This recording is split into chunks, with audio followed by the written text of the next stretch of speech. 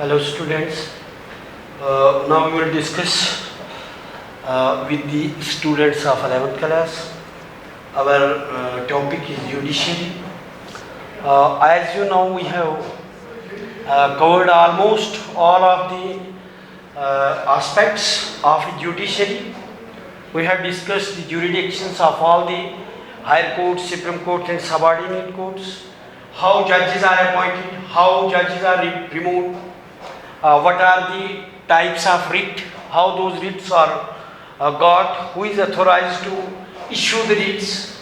We have discussed all those in detail, but there are two terms. One is Lok Adalat and other is a public interest litigations. These are the 2 points. Sometime a long answer type question is also asked for the public interest litigation. Sometime a question is asked and of 2 marks, and sometime is very short answer is asked. Define Lok Adalat, what are public interest litigations. So these are the 2 terms which we will discuss today. Number first is Lok Adalat. What is a Lok Adalat? How Lok Adalats are organized. Means हम बात करेंगे कि what is लोक अदालत. पहले लोक अदालत होती क्या है, क्या ये अदालत के अंदर, क्या ये जुरिस्डिक्शंस के अंदर, किसी कोर्ट के जुरिस्डिक्शन के अंदर जो है इसको ऑर्गेनाइज किया जाता है, या इसका एरिया कहीं आउट ऑफ दी उस कोर्ट होता है. तो सरदस्त हम लोक अदालत, लोक मीन्स यहाँ लोग हिंदी लफ्ज़ है, लोक मीन पीपुल्स, एंड अदालत सारी जो है वो लोक अदालत ही होती है, लेकिन इसे एक स्पेशल सा नाम दिया गया है लोक अदालत. और लोक अदालत जो है, लोक अदालत जो है ये डिस्प्यूट्स को, अदालत कोई भी है, कोर्ट्स कोई भी है जो डिस्प्यूट्स को ख़त्म करने के लिए होते हैं, जो जिसमें देखा जाता है कि कहीं किसी को किसी ने वायलेशन किया है लॉ का. सपोज दो के दरमियान झगड़ा हुआ है, तो अदालत हमारी जो है वो इंसाफ देती है, जस्टिस देती है. किस एक ने जो है वायलेट किया है, along with the counsel they can go, their counsel can plead case, the proceedings takes place in the court, and on the basis of facts the judge can give decisions regarding accordingly as per their evidences. वो अदालत जो है वो अपने फैसले सुनाती है, वो सुनती है सबको. Suppose if the dispute is between the two individual, between the two groups, between the two states, between the two countries, and one can approach to the court, that court will decide the case on the basis of their proceedings, what has been done, what are the evidences of one party, what are the evidences of the other party, who is the violator of the laws. Means on the basis of that these counsels can pleads the case. हर कोई जो है खुद नहीं लड़ता उधर, but लेके हम counsellor को लेके जाते हैं, और काउंसलर जो है वो आपस में डिस्कस करते हैं केस को. उनके एविडेंसेस होते हैं, यहाँ से इनका सबूत होता है, वहाँ से उनका सबूत होता है. On the basis of that the जज can listen all those, and after listening the जज can concludes on the basis of laws, rules and norms, and give decision to the person who जो जिसने those person who can violate the laws and norms are punished, and those which are have not these violated the norms, they can they given a justice by the courts or लोक अदालत. तो लोक अदालत भी इसी तरह से जो है एक सिस्टम है. इन लोक अदालत जो है, लोक अदालत जो है, they resolve the dispute on the basis of the discussion. Same is the case. लेकिन इसको होता क्या है कि हम इसके स्टेप्स पढ़ेंगे लोक अदालत के.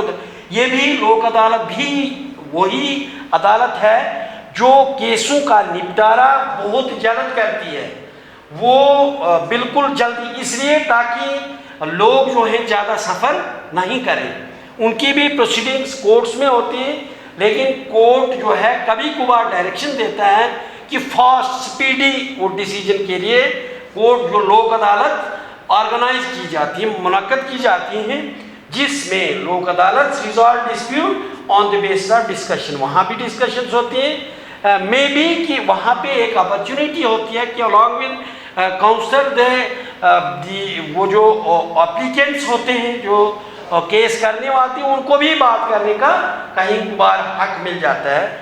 और वो जो है डिस्कशंस होती हैं, काउंसलिंग होती है to provide the speedy and justice along with the mutual and free consultation of the parties concerned। means हम टाइम लोक अदालत में ऐसा होता है कि उनको काउंसलिंग जो है कहीं कभार उनको गवर्नमेंट प्रोवाइड करती है।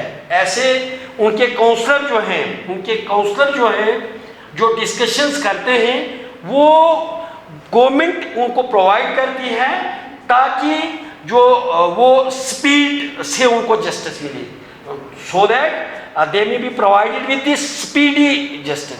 मतलब एक बहुत तेज रफ्तार में उनका फैसला हो जाए जल्दी, क्योंकि आप देखते हैं it is our common observation that proceedings of the cases in the courts are pending there for years together. सालों साल के पीछे देखते हैं हम कि हज़ारों केस जो हैं अदालत में पेंडिंग होते हैं। इनके कुछ डिसएडवांटेजेस भी हैं कि एडजर्न डेटे करते हैं, कभी जो है इसके डिसएडवांटेजेस जो हैं वो इनका टाइम लेते हैं, कभी एक का प्रेजेंस नहीं होता है, कभी दूसरे का प्रेजेंस नहीं होता है। बट इनके साथ लोक अदालत हम बोल सकते हैं कि Lok Adalat resolve the disputes on the basis of discussion, counselling to provide speedy and chief justice along with the mutual and free consultation of the parties concern. जो है उनको बहुत जल्दी निपटारा होता है केस का। फिर जो है लोक अदालत reduce time and expenditure also. Expenditure means अगर एक केस में जो है वो एक उसमें अगर 50 पेशियाँ होती हैं तो 50 बार किसी को आना पड़ता है, 50 बार उसे अपने काउंसलर को पैसे देने पड़ते हैं, 50 बार उसे टाइम कंज्यूम होता है। तो मीन्स लोक अदालत में कहीं न कहीं जो है वो टाइम का भी टाइम बचता है, इसमें दस्ती जो है वो फैसला हो जाता है। डिस्कशंस वही उनका भी रिकॉर्ड चाहे उनकी भी सुनवाई होती है और मीन्स जल्दी होती है। इस में लोक अदालत इसलिए ऑर्गेनाइज की जाती है ताकि उसमें वो जो है टाइम और एक्सपेंडिचर भी कम होता है, टाइम भी रिड्यूस होता है और इसका एक्सपेंडिचर भी रिड्यूस होता है। देन उसके बाद जो है हम कह सकते हैं कि these were establish to eliminate delay in the imparting justice. जो हम किसी को कानून जिसको हम आराम देना चाहते हैं, जिसको हम जस्टिस देना चाहते हैं, तो उसको वो जो है डिले होता है केस का, उससे लोग बचेंगे और केस क्लियरेंस में स्पीड अप होता है। मीन्स वहाँ पे उसके केस में क्लियरेंस में चाहे उनको सज़ा मिले, चाहे उनको वो बरी हो जाएं, चाहे उनकी सेंटेंस हो या वो उनको जस्टिस मिले, वो उसको उस सेंटेंस से फ्री रहें, लेकिन उनका क्लियरेंस पेंडिंग नहीं रहता है। जितना it is as early as possible to clearance the pending of the cases। means these are organized for speed up clearance of pending cases as early as possible। उनको इतना जल्दी हो सकता है उतना जल्दी वो इसका निपटारा करते हैं और टाइम इनका एक्सपेंडिचर वगैरह सारा इससे बचता है। और ये कब लागू हुआ, कब लागू हुआ? जो लोक अदालत है, लोक अदालत फर्स्ट टाइम जो है वो 1985 में फर्स्ट टाइम दिल्ली में लोक अदालत कायम होती है। And in that very first time 150 cases were decided with in a single days. Means इतने आज तक कहीं पे भी केसेस का डिसीजन नहीं हुआ है in a single day, as the Lok Adalat held first time in the delay where 150 cases were decided in a single day. ये रिकॉर्ड है। और स्टार्टिंग जो है वो दिल्ली से हुई है, दिल्ली हाई कोर्ट से हुई है। और दिल्ली हाई कोर्ट ने दिल्ली में 150, जब फर्स्ट टाइम 1985 में हुआ तो वहाँ पे 150 केसेस का डिसीजन हुआ। तो ये जो सारा जो था लोक अदालत के रिकॉर्ड था। अब हम बात करेंगे public interest litigation. Now will discuss public interest litigation.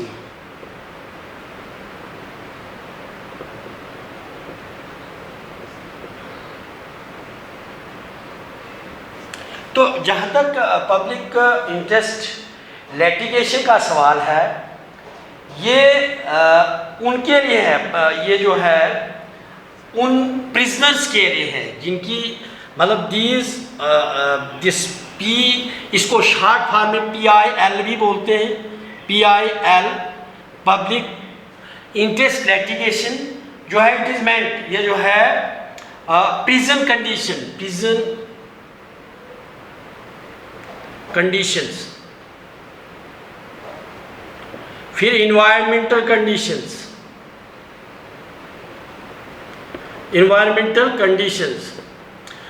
फिर होगा इन्वायरमेंटल, फिर होगा child labour,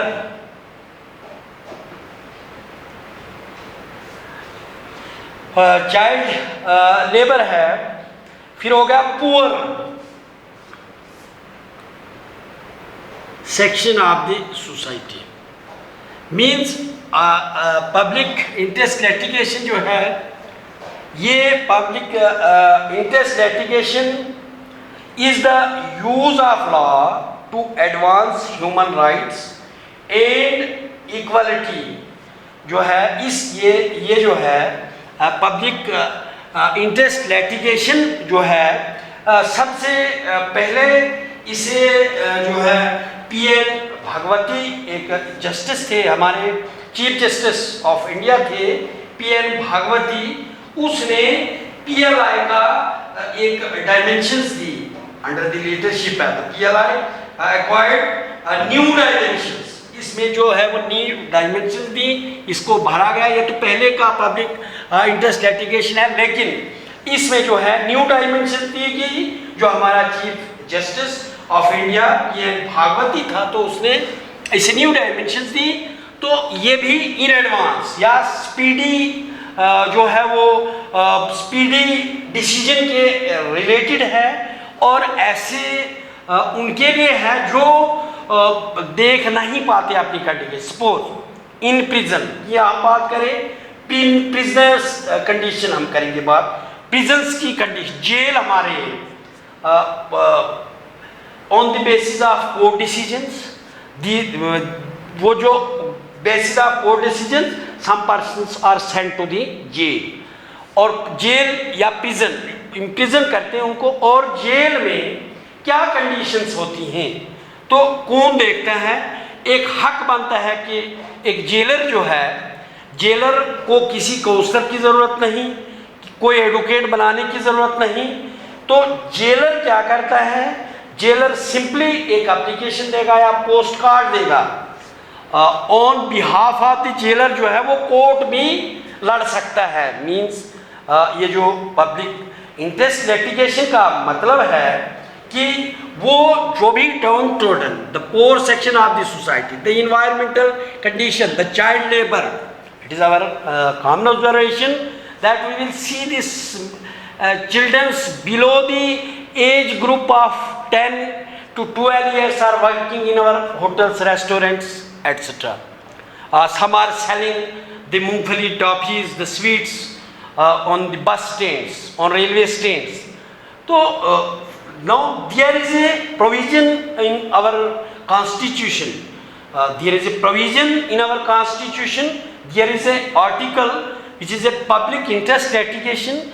On the basis of that, they are provided free this free legal free counselor to discuss their problems with in the court and the decisions are given accordingly in their favor. तो means कहीं पे जहाँ तक jail की बात है, prison की condition suppose ऐसी है कि वहाँ पे रहा नहीं जाता, सपोज वहाँ पे एकोमोडेशन जेलर की बात है, कहीं पे एक ऐसा रूम है जहाँ पे 10 बंदे वहाँ पे समा सकते हैं, लेकिन ऐसी कंडीशंस है कि वहाँ पे 15 बंदों को रखा जाता है।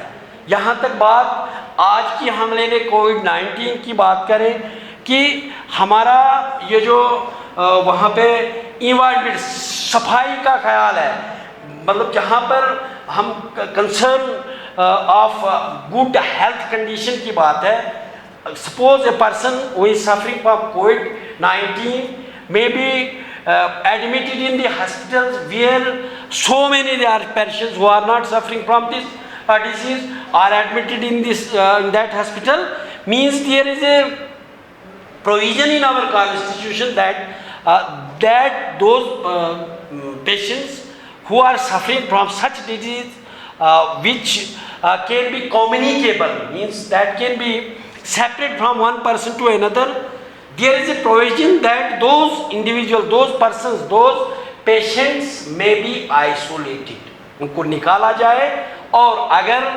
कहीं पे कोई जो है इसके लिए अप्रोच कर सकते हैं courts and the courts will give direction to the concerned authorities to isolate them.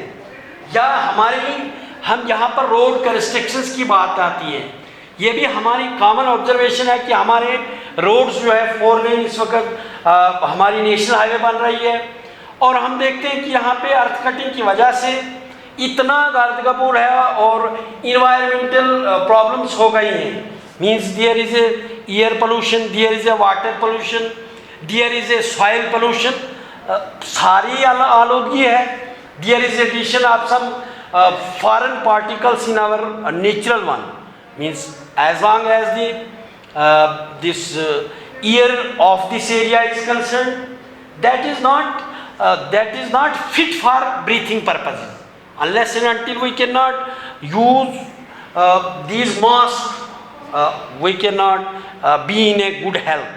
Means when these dust particles are inhaled along with the air, there is a natural system which can purify the air. But despite of that, it happens that when it contains more pollutants, ultimately there is a disturbance in the natural system. It is the human beings who can, for their selfishness or for their development, they can create problem in our environment. We are no doubt we are making 4 lane. This is for the benefit of our population, that the time is saved. जब 4 लेन हो जाएगा यहाँ पे, फिर accidents के chances कम हो जाते हैं।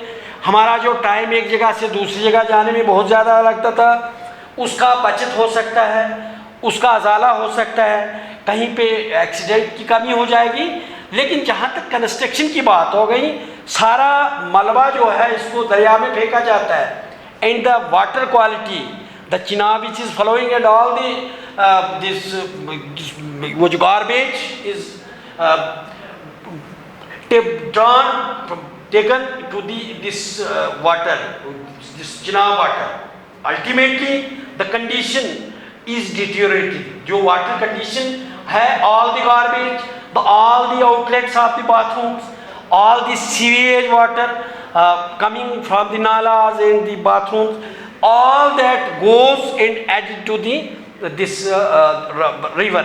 जो चिनाब हमारा जा रहा है, इसमें सारा बाथरूम का, सारा नालियों का पानी, सारा मलबा जो है सारा इसमें जा रहा है। Ultimately the life in that water, जो फिशेस वगैरह हमारी हैं उसको छोड़िए, बट इन जहाँ पे इस पानी की वाटर क्वालिटी जो है वो कहीं न कहीं इस पे जो है नुकसान पहुँचाती है।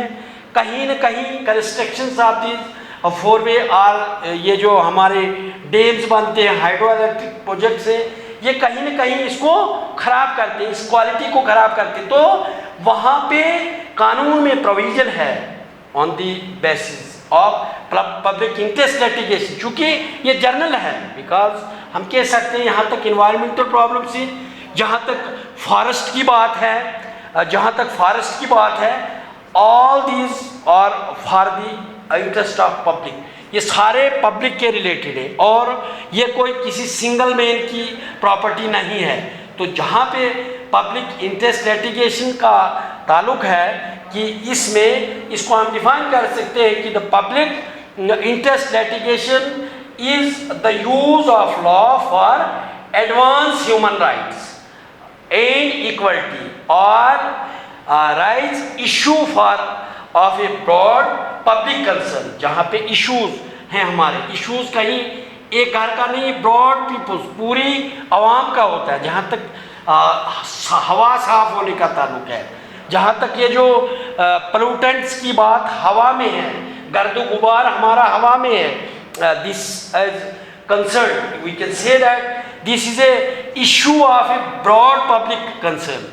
ये जो पानी का सिस्टम है, it is a broad issue of, ये बड़ा इशू है, ये कहीं एक आदमी, it is not the issue of one man but it is a issue of whole public. So ये जो पब्लिक इंटरेस्ट लिटिगेशन है, it helps to advance the causes of minority means ऐसे बंदे जो हमारी माइनॉरिटी जो है, माइनॉरिटी मीन्स जिनकी वो तादाद पॉपुलेशन कम है, जहाँ तक कॉस्ट वगैरह का सिस्टम है, तो उसमें there are different cost and there are some minority caste जो बहुत कम होती है, उनका ख्याल रखना। Disadvantage of groups or individual, चाहे कोई ग्रुप हो चाहे इंडिविजुअल हो, कहीं भी जो इसका खिलाफ वर्जी होती है तो उसके लिए public interest litigation is used उनके लिए, सारों के लिए पब्लिक इंटरेस्ट लिटिगेशन यूज की जाती है। पब्लिक इंटरेस्ट जो है केसेस में भी अराइजेस फ्रॉम बोथ पब्लिक और प्राइवेट मैटर्स, चाहे ये public interest litigation, public interest जो है ये प्राइवेट इसमें भी होती है और पब्लिक में भी होती है, पब्लिक हो या प्राइवेट सेक्टर हो, इसके लिए दोनों में जो है वो पब्लिक इंटरेस्ट है। Then public interest litigation or PLI is litigation filed in a court of law for the protection of public interest. एक ऐसी PLI जो है किसी कोर्ट में दाखिल की जाती है जो इसके हित में हो, आवाम के हित में हो, पॉपुलेशन के हित में हो, और वो क्या करती है, वो प्रोटेक्शन दे, ताकि कोर्ट जो है, कोर्ट ऑफ लॉ जो है, वो प्रोटेक्शन दे उनको जिनका ये नुकसान हो रहा है, मीन्स इनका हो रहा है ड्यू टू पोल्यूशन। मैंने बोल दिया जैसे कि हम पोल्यूशन की बात करें कि pollution is not a one means problem. हम नहीं कहेंगे कि किसी एक ग्रुप की है, suppose there all the citizens of this Ramban district can face this problem. जहाँ तक पोल्यूशन की बात है, अगर हम एयर पोल्यूशन को ले लें तो we can not say that the pollution problem is a problem of one country, it is a problem of whole world. जहाँ तक बात करें एयर पोल्यूशन की, because there is no boundary to stop as far as we can talk of two countries. Suppose one country, one is developed country and other is a less developed country, and more developed country can increase the pollution more। जो ज़्यादा developed country है, सारे से ज़्यादा जो है America which is a developed nation, and if we can study the pollution, the increase of pollution, we will see that the America will contribute in the pollution more as compared to other country। जहाँ तक सवाल है बाकी countries का, which are developing nation or under development, they cannot contribute in pollution as much as America or other developing nation can contribute। Suppose we can talk of an aeroplane। एक aeroplane जो है which can take flight from Kanyakumari to Kashmir, 70,000 million tons of carbon monoxide is liberated from a single flight. एक flight जाएगी और वो जो है कितना धुआं इसमें जाता है। And that is not problem of India only, but there is no boundaries which can stop, which can prevent that carbon monoxide to enter to other country. It means this pollution problem is not a problem of one country, because there are no boundaries between the different countries which can stop, which can prevent the pollutants to remain in that country where they are evolved. जहाँ पे वो जहाँ से निकले हैं कि उधर ही रहे। Suppose we can talk of our village. Suppose एक धुआं जो है, घर से धुआं निकल रहा है, टॉक्सिकेंट का उन्होंने जलाया है, प्लास्टिक का जलाया, और जो है वो पूरे गांव के लिए प्रॉब्लम बन जाएगी कि वहाँ अगर एक बिग किलन है कहीं पे, वो जो बनाने वाले होते हैं, ईंटें बनाने वाले या दूसरा जहाँ से धुआं, या तो किसी फैक्ट्री को इंस्टॉल किया जाता है, किसी एक में साउंड पोल्यूशन की बात आ गई, जहाँ पे मशीनें वगैरह इंस्टॉल की जाती हैं, उनको उस एरिया में नहीं रखा जाता जहाँ पे पॉपुलेशन बहुत ज़्यादा होती है, जहाँ पे स्टूडेंट्स होते हैं। It is due to the public interest litigation. ये जो कानून की चाराजोई मिलना, लिटिगेशन मीन्स कानूनी चाराजोई, मतलब कानून में हम चले जाते हैं। सपोज एक बंदे को ज़बरदस्त हमें कोई सताए तो means we can approach to the court. क्यों? क्योंकि वही एक लिटिगेशन मीन्स हमको कहीं ना कहीं से कानूनी चाराजोई मिले, जो मिलती है उसी का नाम पब्लिक इंटरेस्ट लिटिगेशन है। और ये जो है ये कोर्ट ऑफ लॉ में किया जाता है, जो पोल्यूशन के रिलेटेड हो, मीन्स टेररिज्म है। टेररिज्म जहाँ तक मिलिटेंसी का सवाल है, तो पब्लिक इंटरेस्ट में जो है कोर्ट डिसीजन दे सकता है कि कहीं पे किसी suppose one village is in a threat due to the terrorism, so this due to on the account of public interest litigations they may be provided with the security। आप देखते हैं कि यहाँ पे हर कहीं कहीं गाँव में जो है वो जब मिलिटेंसी का बहुत इंक्रीज हुआ था, तो हर गांव में वेयर जहाँ पे पोस्ट वगैरह नहीं होती थी, वहाँ पे पुलिस की पोस्ट, वहाँ पे पुलिस चौकियाँ और आर्मी की चौकियाँ बनाई गई। दैट वाज अकॉर्डिंग, वो इसलिए था क्योंकि वो कानूनी जो है पब्लिक इंटरेस्ट लिटिगेशन की मदद से वो किसी को प्रोटेक्शन देनी है, किसी को उससे बचाना है, किसी को ये प्रोवाइड करना है, means it is all due to this. और जो है टेररिज्म है, रोड सेफ्टी है, मीन्स रोड्स को प्रोवाइड करना। किसी भी सपोज वहाँ पे एक पॉपुलेशन है और हर घर जहाँ पे जो है 500 घरों पे जो गांव मुश्तमिल है, उसका एक कानून में है कि वो they must be connected by road, उनको बाय रोड मिलना चाहिए। तो यहाँ पे हम देखते हैं, it is our common observation कि कहीं बड़े बड़े पहाड़ों पे जहाँ पे थोड़ी सी पॉपुलेशन है, तो वहाँ के लिए रोड निकाला जाता है। तो ये जो है रोड सेफ्टी है, या रोड को सेव करना है। कहीं पे एक्सीडेंट होते वहाँ पे ऐसा जो है पब्लिक इंटरेस्ट लिटिगेशन की बुनियाद पर, उसके बुनियाद पर वहाँ पे वो प्रोविज़न उनको दिया जाता है। फिर जो है वो कॉन्स्टिट्यूशनल हज़ार्ड्स एक्स्ट्रा दिया जाता है साथ इसमें, court on behalf of those whose rights are being violated, मतलब कोर्ट जो है वो उनकी तरफ से लड़ता है। कौन?